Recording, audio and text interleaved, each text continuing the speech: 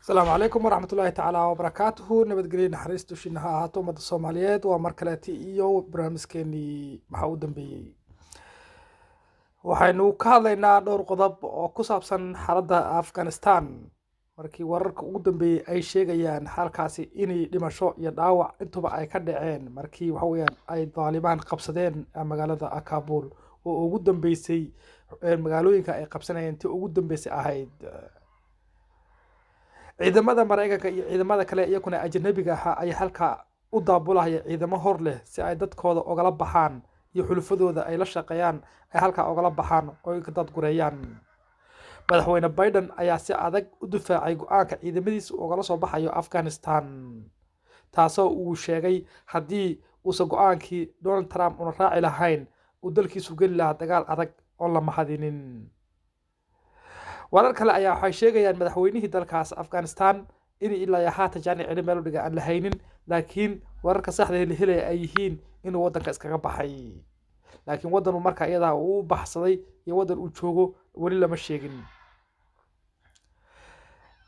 dadgureynta dadka laga dadgureynaya halkaas waxaa ka qayb qaadanaya diyaaradaha qumaatiga u kaca kuwa xamuulka iyo ciidamada badda ee mariniska intii waxa weeyaan diyaaraduhu ka qaadaan airportka Kabul dadka ayay ku soo rogayaan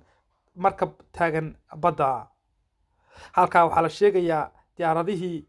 Mareykanka ee caadiga u kacay inay dad iskaga dhigeen diyaaradaha hoostooda iyo dhinacooda kadib diyaaradii markay kacdayna ay dadku soo daadanayeen si raxan raxa ay u soo daadanayeen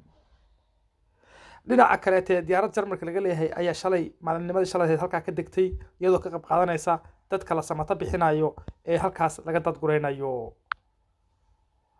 Biden wuu hanjabay wuxuu yiri haddii inta dadka ay ka dadgureynayo ay nimanka Talibantu wax macnaha Taliban ay ku keenaan carqaladaha ama dagaalaha inayna arrin ayna mahadinin ay ka qaadi doonaan taasoo u muuqata hanjabaad halkii waxa weeyaan laga rabay inuu la heshiiyo Talibanka laftoodu aqligooda qabaan ma aha niman hadda jecel dagaal kale inay sii galaan waa niman hadda wadankii gacanta u soo galay waa niman doonaya si nabadgelyo ah inay wadankii hadda ku maamulaan way aad ay u xushmeynayaan dadka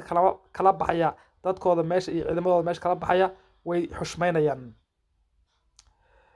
warar kale oo soo gaaray ayaa waxay sheegayaan dadka halka ka cararaya inay yihiin dadka ugu macnaha dhawaa dawladda ku hoos noolaa dawladda la shaqeyn jiray dawladda sida macnaha jaajuusiinta basaasnimada sirdoonka dad dawladda ka mid ah oo leh haddii anagu aan halka ku nagaano nimankan kale nama badbaadinayaan oo waxa la dhaho argos ay nagula kacayaan taasna lama xaqiijin karo inkastoo Talibantu ay dhaheen cid laga argoosanayo ma jirto nin kasta wadanka si nabadgelyo ugu noolaado xukunkii hore haysteen xukun ka fiican baa imanaya dawlad ka fiican baa imanaysa kala dambeyn ka fiican baa imanaya dastuur ka fiican baa imanaya inkastoo iyagu ay saa dhaheen haddana naftu waxa weeyaan aad ayay u adag tahay markii waxa weeyaan ay wax ka cabsanayso halkan aad warka daawanaysaan waa adunugal arinta madaxweyne Biden uu hada sheegay uu yiri madaxweynihii ugu horeeyay ee Donald Trump arinta uu ku baaqay ahayd ciidamadiisa Mareykanka inay meesha ka baxaan haddii aan khilaafi lahaa dib weyn ba iman